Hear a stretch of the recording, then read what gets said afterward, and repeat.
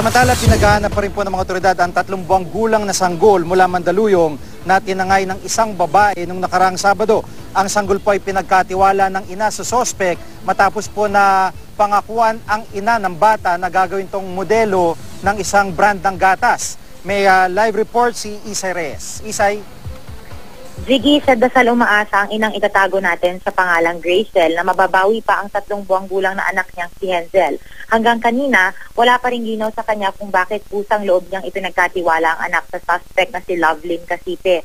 Unang anak nila ng asawang si Anthony, hindi niya tunay na pangalan si Henzel, kaya nakikiusap sila sa kumuha sa kanilang sanggol na sana naman ay alagaan ito ng maayos. Bago kasi ito kinuha sa kanila, medyo masama na ang pakaramdam dahil may pneumonia na ito dati. Unang nakita ng suspect si Henzel noong Biyernes.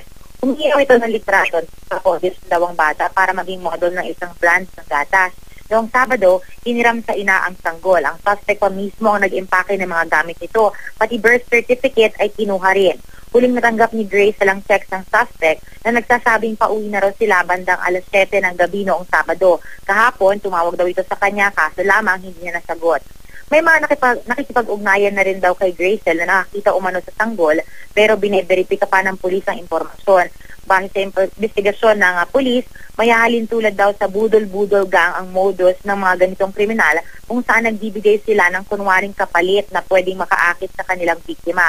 Sa kasong ito, ang pagmomodel, scholarship at buwan ng sustento ang in-offer sa ina. Pero ayon naman kay Gracel, hindi sa nasilaw sa offer ng suspect. Paalala ng pulisya, huwag basta ipagkatiwala ang mga anak sa taong di kilala. Sa sino mang makakita sa sanggol, maaari makipag-ugnayan sa mga numero ng Mandaluyong Police na 532-7978 at 532-2145 at sa ina naman na nawawalang bata sa 0907-237-4804. Sige?